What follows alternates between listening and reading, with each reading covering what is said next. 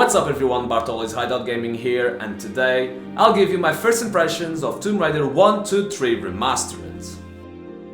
Pardon me, if that was just your way of trying the doors for me.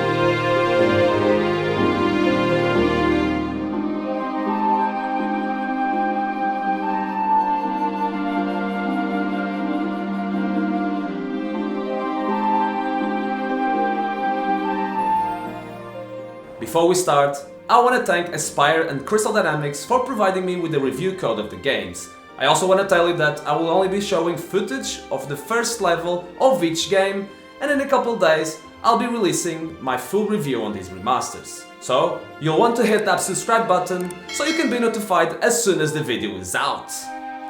Also, you'll be helping Bartoli reach his goal of 5,000 subscribers by the end of the year. Without any further ado, let's begin. As soon as you boot the game, you are taken to this beautiful redone main menu of Tomb Raider 1. Here you can choose what game you want to play by cycling up and down, taking you to the other games menu. You may not remember, but this menu actually looked like this, so you can see ASPYR's work straight from the beginning. Next, we move into the intro's FMVs. They are exactly the same as the original ones, but upscaled. There was a debate among the fans to whether ASPYR would redo these cutscenes, but I was always from the opinion that they would not do anything new, as they would spend a lot of money on it. In my opinion, Tomb Raider 1's intro cutscene is very rough compared to the Tomb Raider 2 and Tomb Raider 3 intros, but nothing that made me feel disappointed. Okay, the game starts and it looks beautiful. First thing I do is change the controls to modern controls to see what they've done with it, and yeah, it kinda felt like Tomb Raider Legend, like they said it would, but not quite. I think for newcomers it is a great addition, but for the classic fans it may take a while getting used to it, especially while controlling the camera, so I automatically switched back to the tank controls as it was my comfort zone. As I'm walking with Lara, all I could think was that the work that was done here really shows how much developers cared about the classic games. The graphics are just amazing. It is a remaster, but because they added a lot of environmental details around, at times you can barely notice that this world is shaped by squares, which is amazing. It looks like a small remake rather than a remastered, and I love it. The lighting in these games are just fantastic. It blends with the environment so greatly, and it honestly gives a new life to the games that the classics could never give.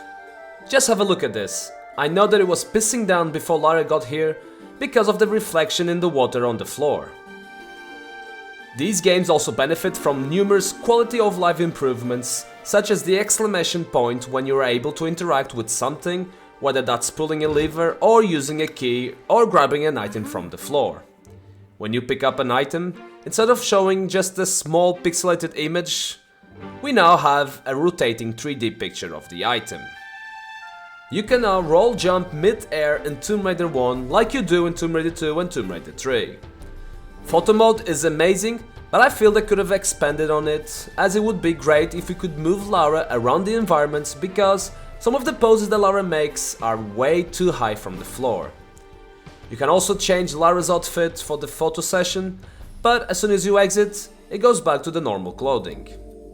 I also believe that the free camera in the photo mode can be a really nice tool to help you beat the levels, as you can navigate around to see where you need to go next.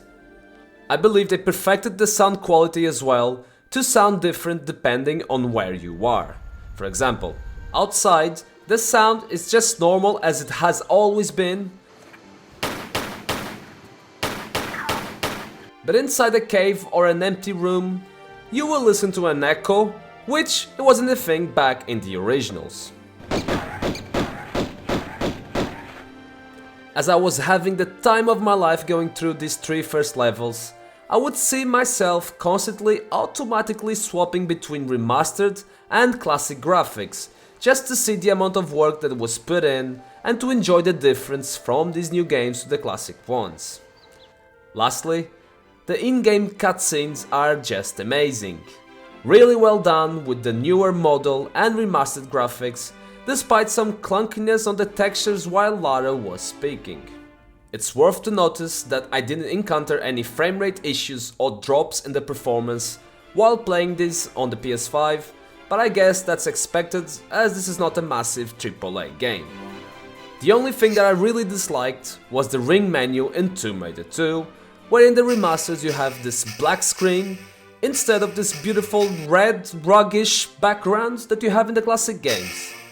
I was immediately missing that, but I guess a small update after launch day can do the trick, so hopefully they'll patch it soon. Having played these 3 first levels, I must say that the future of the classic Tomb Raider games are in good hands. You don't want to miss my full review of these remasters, and as always guys, if you enjoyed this video, please hit the like button and subscribe to the channel if you haven't already.